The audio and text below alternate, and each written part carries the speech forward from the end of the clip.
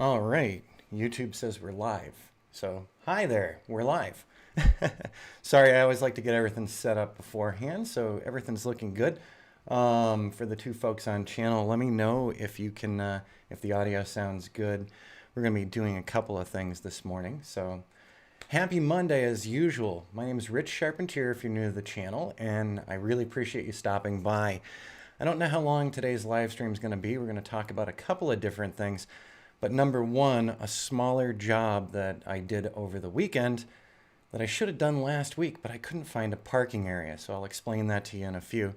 And then we're going to take you through some of the work for the raw land site that we did this weekend, actually yesterday morning. And what you're looking at right now, well, that's not really raw land, is it? It's part of a golf course. Where I'm flying from, and this area down in the lower left corner, that is some of the raw land that we were flying yesterday for our client. So this is actually a sizable property, and it's an interesting property because we couldn't find a way into it. So first I'm going to pull up a Google Maps here. Now, if you were here last week, you saw some of the setup for this stuff. And what I want to do now, let's go to 1409 and see if that's the right one. There we go. Or if it's 1411. So it was two different parcels, by the way. And once again, good morning to everyone. I see several folks on channel now. Just let me know if any audio issues or anything. I really like to be kept up to date on that. All right, so this is part of the property that we got contacted about over a week ago. We went over to investigate shooting the raw land site, and we found that it was kind of an island. I'm going to switch to the satellite view really quick. So what you're seeing around here, number one, this is a prime piece of real estate for sure. I've looked up the pricing on it as well. We've got Watson Lake over to the east, and to the west we've got Prescott Lakes Park and all of the golf course stuff going on with it. You can see some little tracks in here, but we weren't really fully dependent on that because we were looking for an area just to park and not be trespassing across people's properties. So there was that. And as we drove around the area, we found, yeah, there's no real parking for us, and this is kind of an island. There's a little sliver of land to the north that is owned by the basis school. So we got in touch with the realtor we were working with. We said, hey, could you check in with the basis school, make sure that we can actually get permission to park and not get towed out of there. So the realtor did that. We were all set for it. So we actually parked in their lot. And then we did this hike around two of the greens, I should say. And we came to a point to meet up with this track. Now, we found something out interesting. And we didn't necessarily have to delay as much as we ended up doing. And there's a reason for that. So I'm going to go over and I'm looking for one of the shots that Jody did yesterday. So let's minimize that backdrop for the moment. And let's minimize the web page and everything else. Get everything out of the way. When we started our little hike from the basis school, we found this sign. So really close to the golf course. There's actually a paved walkway all the way around the golf course. But what we found was one of the Prescott city signs for some of their trails. So the city of Prescott has a lot of mountain biking trails, and they've got road cycling, hiking, and equestrians. So looking at this, you'll see down at the bottom of it, there's a hiking symbol, a biking symbol, and a horse symbol. Go figure. So this was right next to where we wanted to take a walk in, not too far from where we park, but there's no public parking in the area. You have to park over near Willow Lake, or you have to park over near Watson Lake, and that would make for quite a bit of a hike. The interesting thing, though, that property that seemed like an island to us is right in here. So that particular property actually has a mountain bike trail going through it. So we ended up following part of that mountain bike trail. It made life a lot easier for us to get up and in there. But once again, we wanted to avoid trespass issues or anything. Since this particular property is surrounded by other parcels and we weren't clear on right-of-ways or easements, we wanted to make sure that we had a legit place to park. But go figure, right as we're starting our hike out, we find this stuffed in the bushes. Literally, it wasn't right roadside or anything. But we just looked at this one dirt track, and there's the sign. So we did let the realtor know, hey, there's a lot of mountain bikes passing through the area, and we knew that because as we made our climb up there, there's a lot of bike tracks. So actually down in here, there is a bike path right next to that concrete path for the golf course. So I don't know what the plan is for the property. What we do know is it's quite an expensive property, especially, it's got a lot of the height of land, and you get views like this in the distance. So this view is very compelling. By the way, we kept everything at 35 to 40 feet above ground level from where we were launching. There's drop-offs all around us.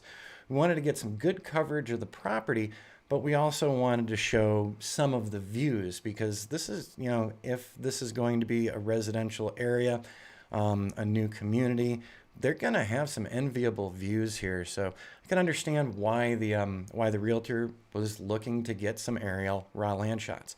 So let's move away from that screen and let's go ahead, and I'm going to grab Chrome real quick.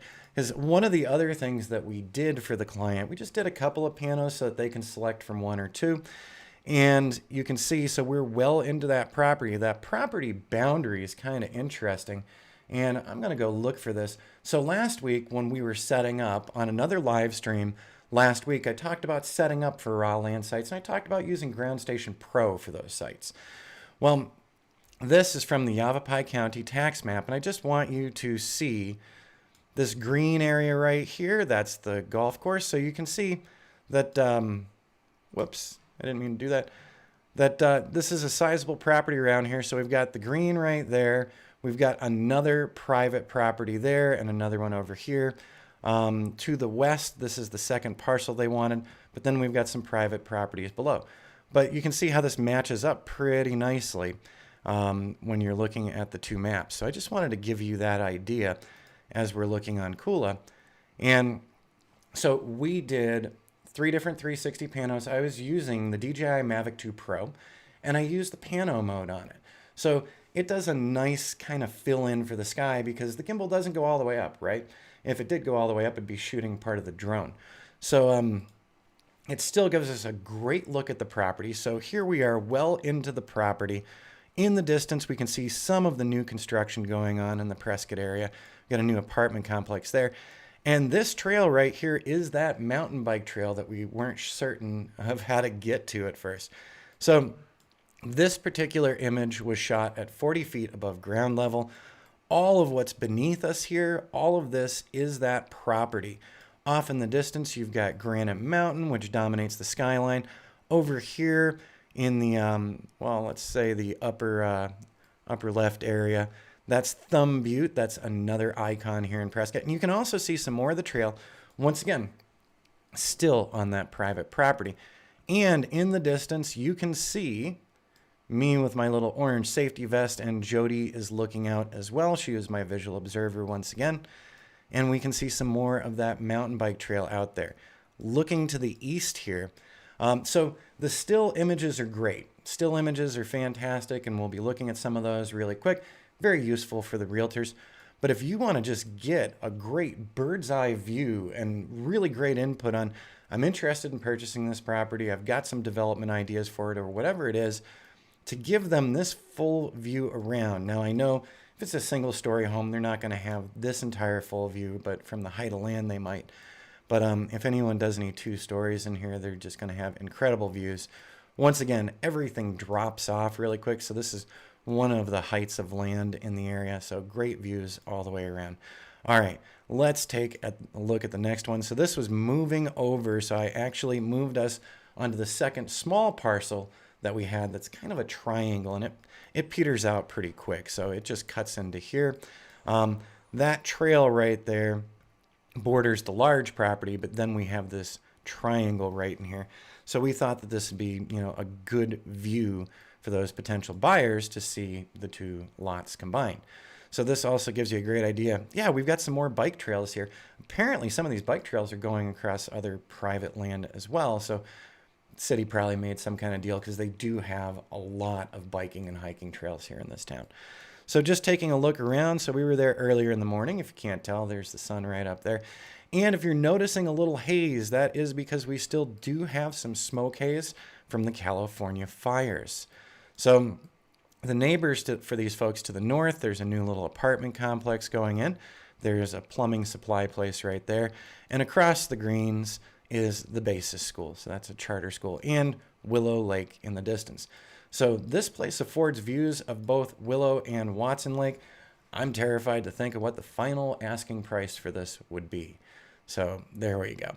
All right, let's take a look at that second one. So we just moved one over. By the way, so if you can't tell looking at the top, I'm using Kula.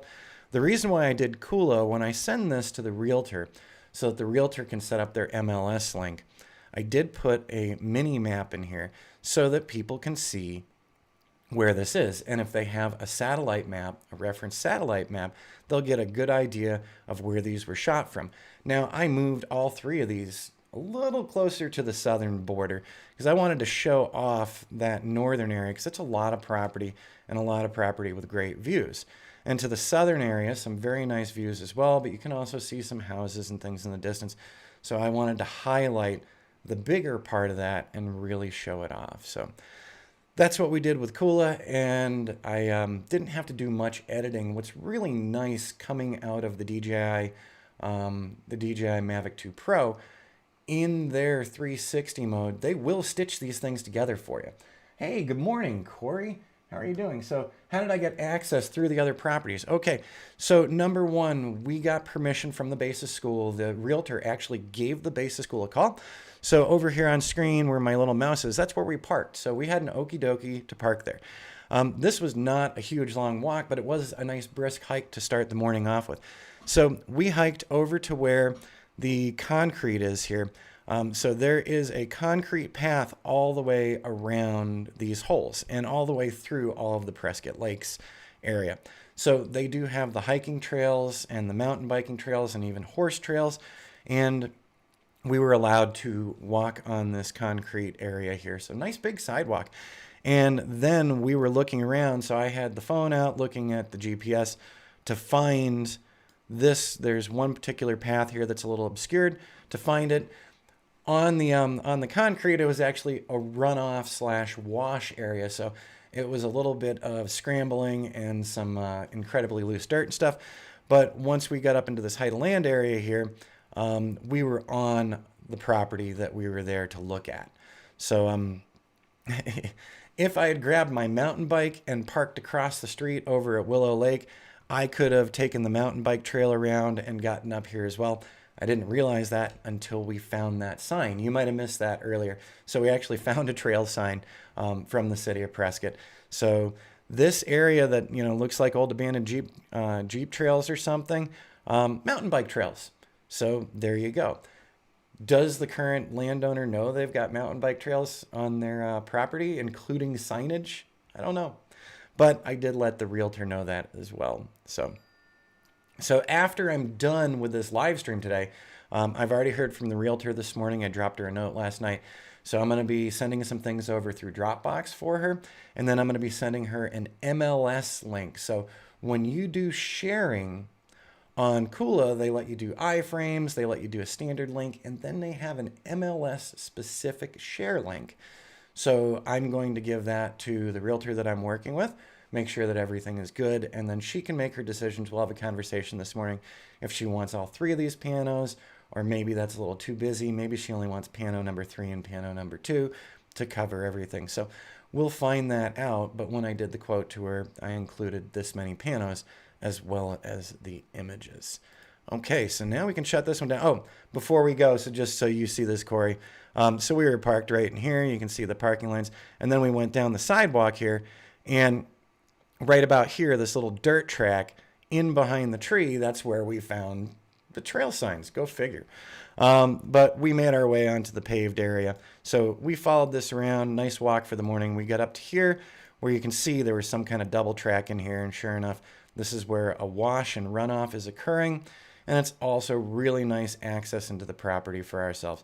So the property expands down to about down here, and most of the shots took place in here. Okay, let's minimize that one because this one is, we labeled today's talking about processing. So when we got back to the office, I had some photos to offload and I had some photos to edit. So step one for me always when it comes to doing these raw lands, I do save the images out to a separate folder for the clients, the raw stuff. But I always get everything into Lightroom because Lightroom is fantastic for management, and for basic edits, it's fantastic too. So with a couple folks on the channel, I want to ask you a quick question before we do anything else. So Corey, I know that you're there. I'm dropping my brightness on my screen. My question to you is, do you see that? Do you see that the screen that we're capturing on right now is nearly black? I really need to know this from you. So now I'm going to push the brightness all the way up. And there's a reason for me asking this question. It has to do with some frustration on color management and also managing who's seeing your website. 1, 2, 3, 4, 5, 6, 7. Now, I've actually got my screen a little darker. It's not full brightness. So I'm checking back over to see any comments yet. Nothing yet. Okay. So I don't have my screen at full brightness. My screen, its brightness and its color calibration are dependent on this. So once again, not a sponsored thing, not an ad, but this is the i1 Color Checker Photo Kit. Years ago, I also used to use the Color Monkey. They're both from X-Rite. And I use these to make sure that, my color space is looking good, and also, the brightness for editing, because if you've got your brightness all the way up and you're editing, it might not be as bright as you think. So I've always wondered, what do people see when I'm doing this screen share? If I put my brightness all the way down, do you see that? From what I'm looking at in the live stream, window, you don't see the difference when I ratchet my brightness all the way down. So 9 times out of 10, let me see, didn't really see any change. Thanks, Corey. That was my suspicion. So I'm editing things with my brightness at about 50% per the Color Checker Photo Kit. So it takes the ambient measurements in the room, matches that up with what's on my screen, and gives me an area. So it's suggesting here's where your brightness should be at, so that you know that it might not be bright enough when you're doing your editing. One of the things that's driven me crazy over the years, and it might drive you crazy if you start doing a lot of drone photography or straight up photography, you have no idea what your viewer is seeing. So we had one client months ago who felt that some of the images we presented were a little too dark for him. And as I asked some questions in our conversation, I said, can you, or do you know how to turn up your screen brightness?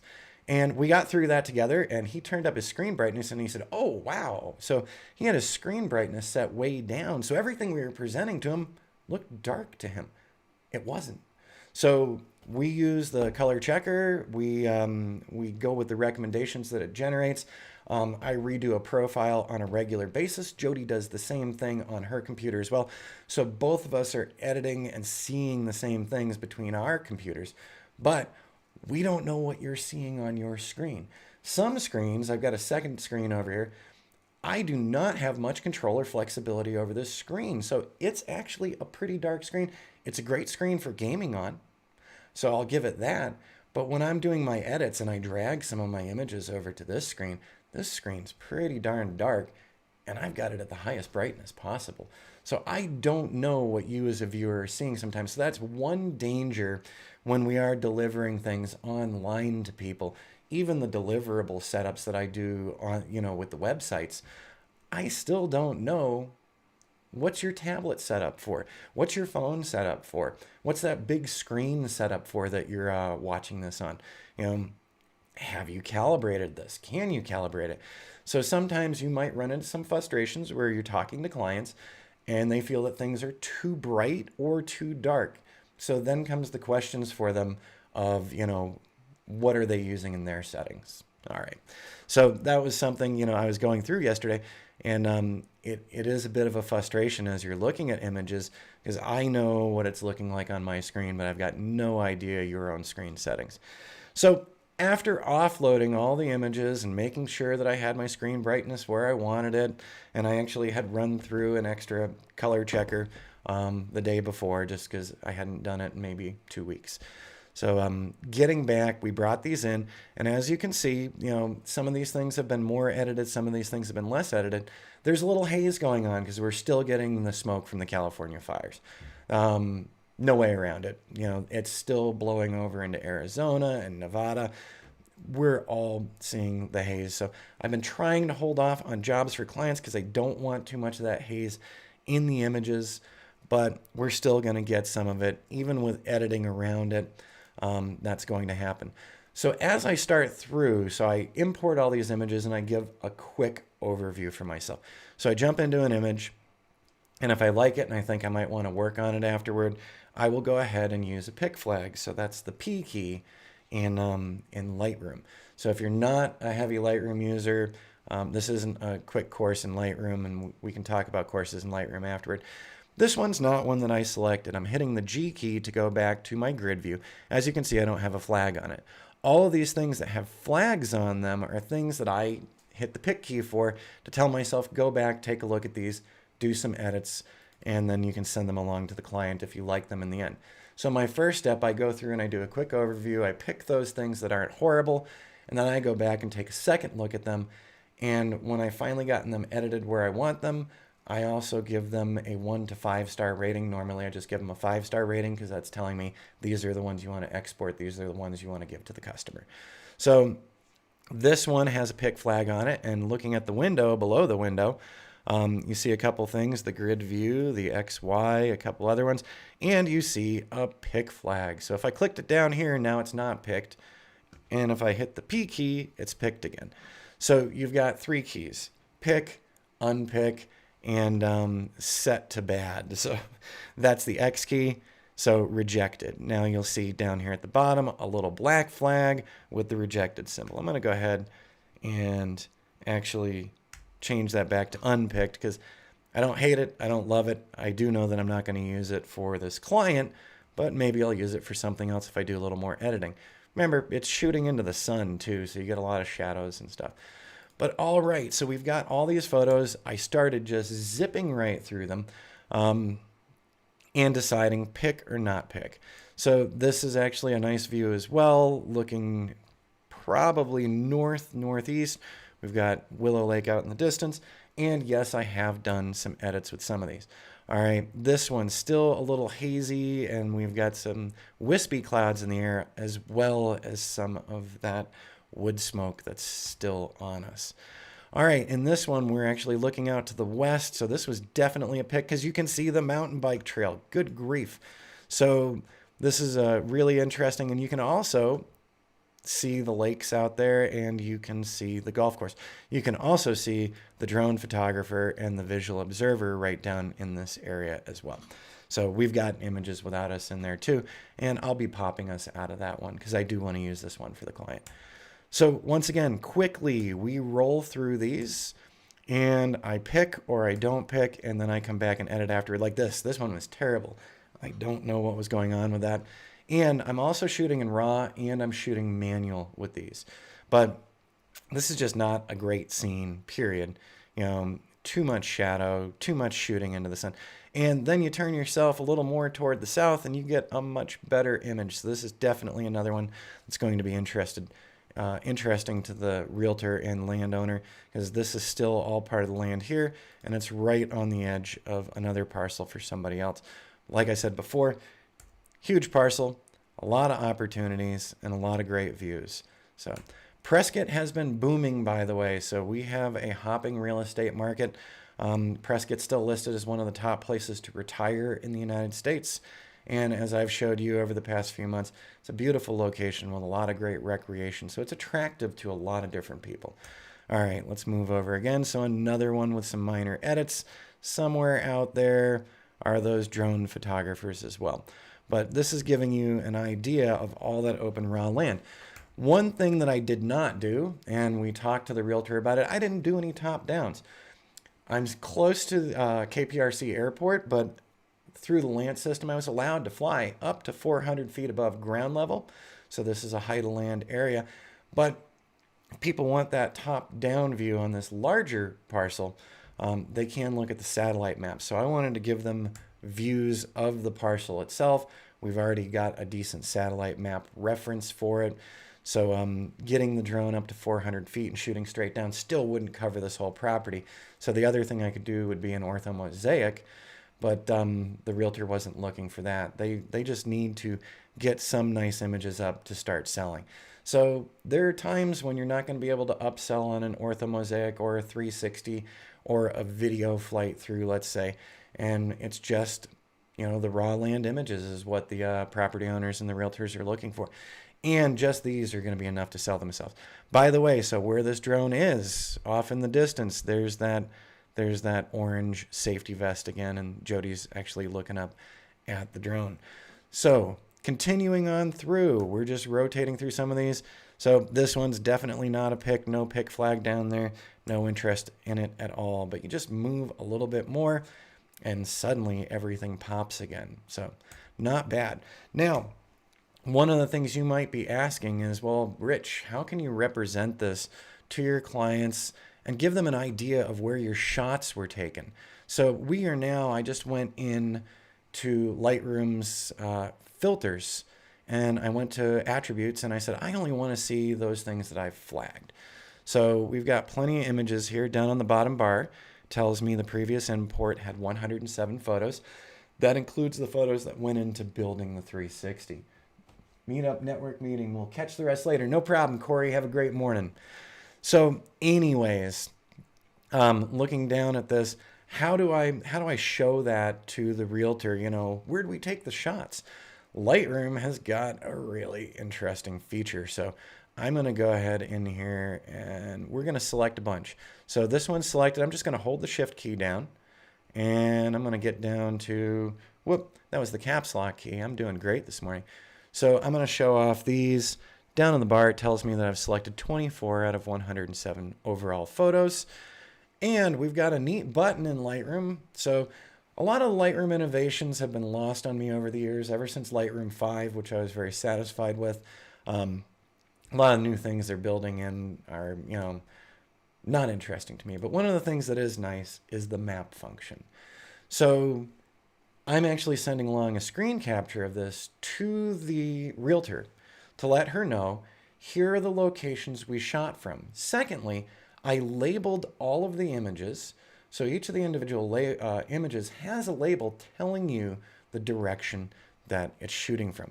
So what we're seeing in here, and clearly I didn't highlight all of them because there could be a couple more right in here, but this shows off where all the images were shot from. And when I click on one of these and select it, I'm going to get a mini preview, or maybe not. Lightroom says, there we go. So we had a shot from this northeast corner shooting south-southeast along Route 89. So this is within their property boundaries, so this can give a very good idea.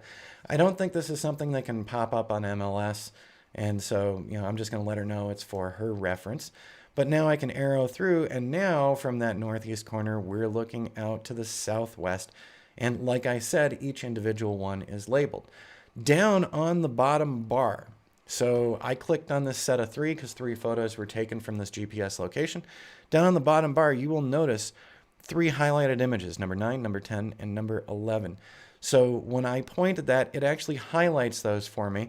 So I could just go look at one individual one. So number 11, over here on the right-hand side, this one was labeled Untitled.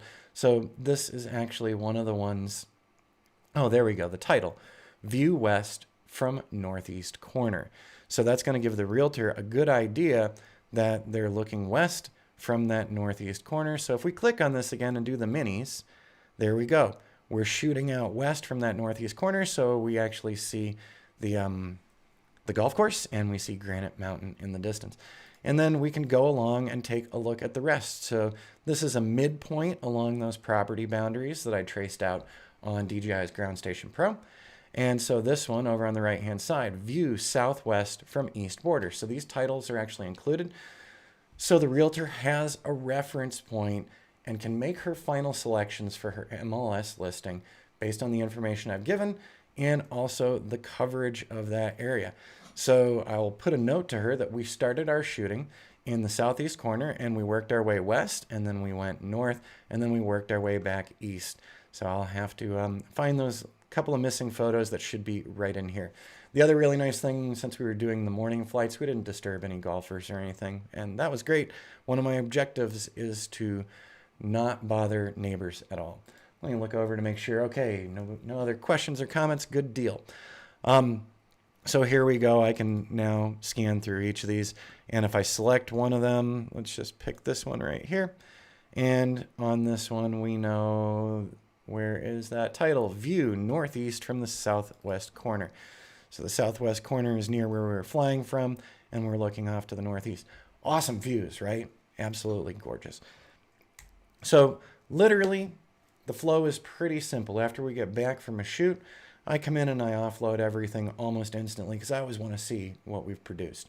I get it all organized in Lightroom, and then I start going quickly through Lightroom to see things that jump out at me that have some possibilities. And also the things that are junk, you can really tell are junk right away, and you just bypass them and move on to the next one. Once I've flagged all the images, I take 5 minutes to walk away from the computer, go sit out on the back patio for a few, and then I come back to it and I start working on the edits. And so I'm trying to reduce things down. You don't want to dump a million images on a realtor or other property owner. They don't need tons and tons of images. What they need are very representative images of the property that they're listing or that they're building on, whatever the reason for shooting the raw land. We want to give them the best stuff possible and not make them have to do a major job of selection as well. I will include all of the picked DNGs for them, since there's only 24 in this case. And then the second pass for the things that we would recommend go up on MLS, that'll be in a separate folder for them completely. So then they can make their choices. But I really, really do appreciate, I'm going to click on these real quick. I really do appreciate that map function when it comes to the raw land afterward. So we're going back to that map function, and we're just trying to be patient. Or did I screw something up? I think I might have screwed something up here. Oh, no, actually, so it's showing off all of our other images as well, which I could tell it not to. And if you look down here, the yellow ones, so that is where one of the panos is. The second yellow one is where another pano is, and the third yellow one is where the last pano is. So I get it now. Okay. So there's where the three panos were shot from. You'll notice, as I said, we shot them a little closer to the southern border of it. I really wanted to show off this view to the north. I think that this is a very important view and a selling view as well. So if you're not a Lightroom user, Adobe does offer a free trial. I've had people on channel, and I don't work for Adobe, by the way. I've had people on channel often say to me, oh, the Adobe suite is really expensive. It's $10 a month for Lightroom and Photoshop. I spend more than that every month on my drone insurance and, on other business items as well. I spend $100 a month on a tool for search engine optimization. As you start building into your business, you're going to find there's a lot of other expenses, and we're going to talk more about that down the road. Actually, we'll make some mention of it today. But so there we go. I came in, we did our processing. Also, just to be sure, I decided to, when the DJI, losing words here, the DJI Mavic 2 Pro, does those 360s, so generates the 360s for you and stitches them together, which is really cool. You can tell it to also save all of the images that went into the 360, or you don't have to save all the images that went into the 360. So in my case, I saved all the images that went into the 360 as well, because that gave me some extra images. A couple of those came out really good and turned out to be pretty darned useful. So let's go here. Let's get out of the map and go back to the library. So here's one of those 360s that was already stitched together by the DJI Go 4 app, which is just awesome. And here's one of the shots from that. So one of the images that contributed to the 360. Why did I flag this one out for myself? This is showing the weird sliver of land. So this is a weird little triangle that connects to the bigger part of land. But this was probably one of the better shots showing off that sliver. And you can also see that there is a steep downhill in here. So there's a very quick loss of elevation. So that would be kind of hillside building. So runoff and things during monsoons, which way are they going to go? They're probably going to head down this way. So I did select a couple of the images that went into building the 360s as well. So there we go. All right. Post-processing, didn't do a single thing in Photoshop. All of the final tweaks are done in Lightroom here. There's no real reason to jump over in Photoshop for raw land sites like this. You can get everything done with Lightroom. All right, so let's hit the G key and we're back into that selection area. So we've gotten some nice photos of the area to give people an idea of some of the views they can anticipate. And then we got images that were just more about how big this piece of raw land is. And it's massive. All right, I'm going to close down Lightroom Classic and we're going to move on to two more things that I wanted to talk about today. And so if you don't want to talk about those, that's okay. You don't have to stick around at all. Oh, and by the way, before we move along, let's, oh, I already closed it down. I was going to say we had a couple of photos of Jody and I out there, but, well, I closed it. It's okay. Let's pull up Chrome. There we go. I'm going to close this one and I'm going to close this one as well. And we're going to look at something new. So one of the things I just made mention of was the fact that the Lightroom and Photoshop suite's like $10 a month. I am starting up a new series and you are looking at a new website. So I hinted to this last week. The folks on my Patreon channel know about this. We're getting underway with a new set of tutorials, several new sets of tutorials. And I've made the decision that the new tutorials are going to be hosted over on teachable.com. So I've used Udemy for over 2 years now. I've been on the fence for quite some time about using Teachable, but I recently made a decision about moving over to Teachable. So all of my classes that are on Udemy right now are going to remain on Udemy. We're moving them over to Teachable as well, and the new courses that we're going to be doing are going to be hosted on Teachable. So what's this new series about? Well, I want to do a start to finish beginning your drone business. The one part of this tutorial series that we're not going to be doing is covering things like incorporating and those types of legal issues. Everyone in every state has different ways that they need to do their incorporations, what type of corporation they want to be, any legal ramifications of their selections. I'm not a lawyer. I'm not an accountant, so we're not going to be talking about that, but we are going to be talking about building your drone business from the ground up, the realities of building your drone business from the ground up, and some of those realities are like what I just mentioned. Lightroom and Photoshop, you're going to need some kind of editing package. It is going to cost you some kind of money. The whole course series is based around the fact, the questions that I've been getting. I was going to say the fact, but I get a lot of private emails. I get a lot of private phone calls. I'm very happy to talk to folks who come to this channel and any of my other channels and help you as much as I can. And there's an overarching theme that I keep being presented with, which is, hey, Rich, this is getting expensive. Hey, good morning, Matt. How are you doing? The map module is not available in Lightroom CC. I'm using Lightroom Classic, Matt. So that is, the Lightroom Classic on desktop, and that map module is in there. I hadn't checked the Lightroom CC, but it should be in that one. So there's my Lightroom Classic right down there at the bottom. Are you talking about their mobile version, or are you talking about the Classic desktop app? I'll look right back over. So anyways, I've been getting a lot of these questions. People are going out and getting their drones and they're getting their Part 107s, and that's awesome because now you're educated about drone flight as well and our rules and regulations that we all have to abide by. But once they get there, they go, okay, I got my Part 107, I got my drone. What's next? That's what we're going to be talking about in the series. So we are going to be talking more about photo editing and the tools I use. So we're going to have several classes on that. We're going to be talking about modeling and the tools that I have, and we've already got some of those classes up for doing modeling and for some of the flight apps, etc. But we're going to walk down all of the different technologies that we need in order to really offer a great set of drone services to our clients. So that's what's going to be getting built on Teachable, and we're going to be answering those types of questions.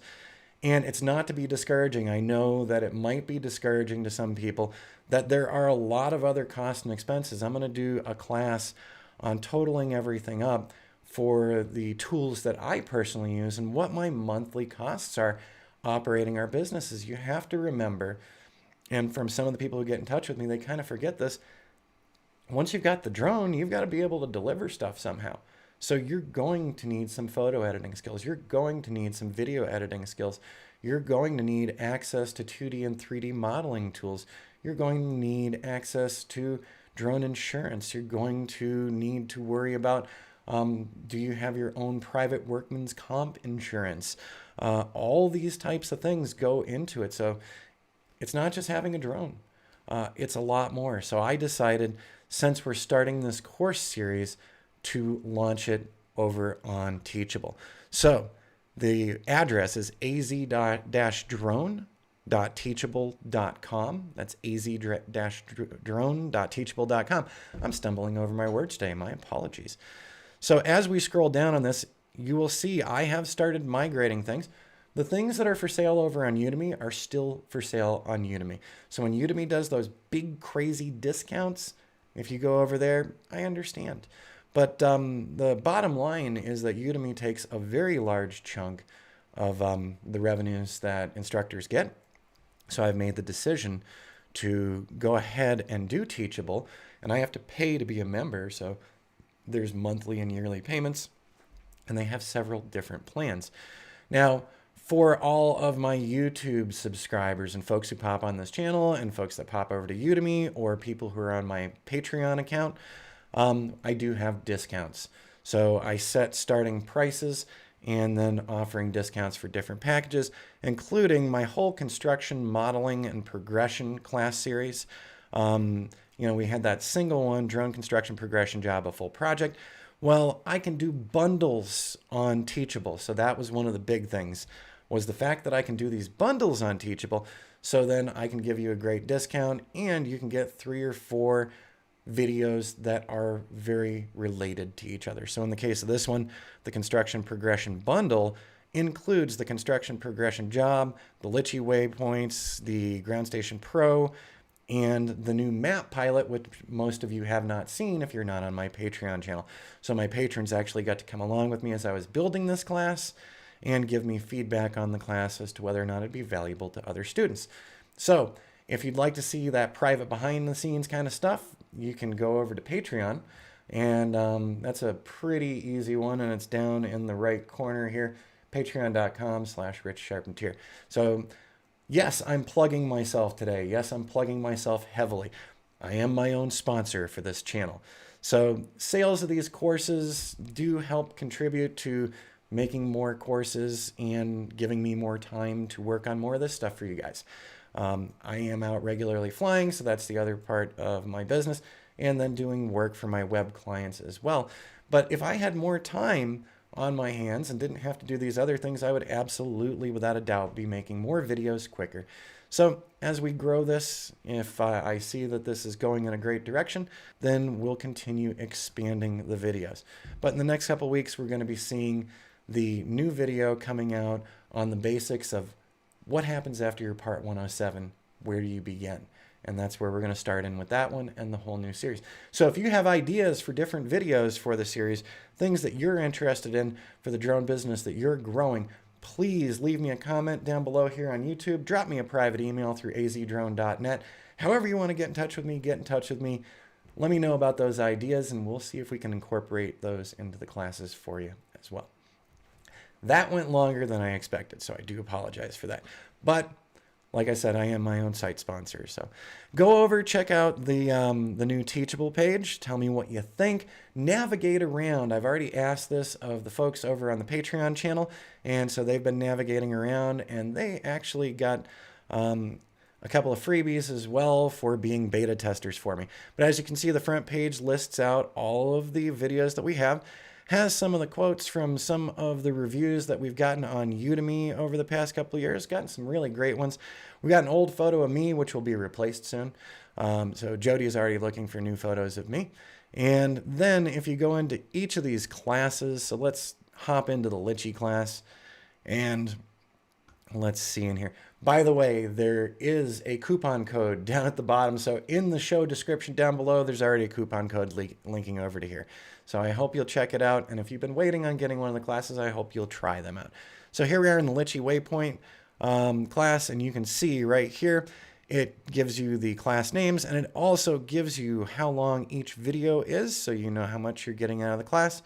We've got the enrollment, and once again, if you use a coupon code, it's going to change the price for you.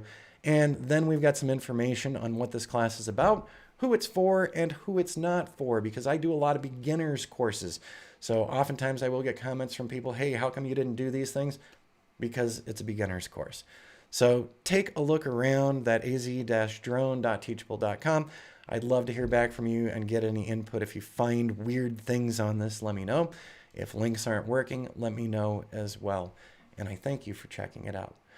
All right, everybody, with all that done, I'm going to go get to work on the final edits for this particular flight that we did for our client.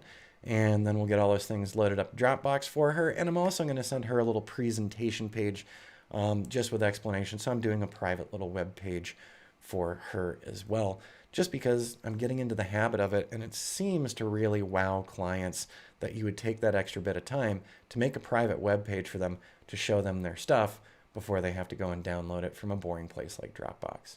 All right, have a great start to the week. Safe flying. And we'll see you again in the near future at the latest next Monday for the next live stream. Or who knows, something might pop up this week. You never know. All right, I'm going to go ahead and end the live stream now, and we'll talk to y'all later.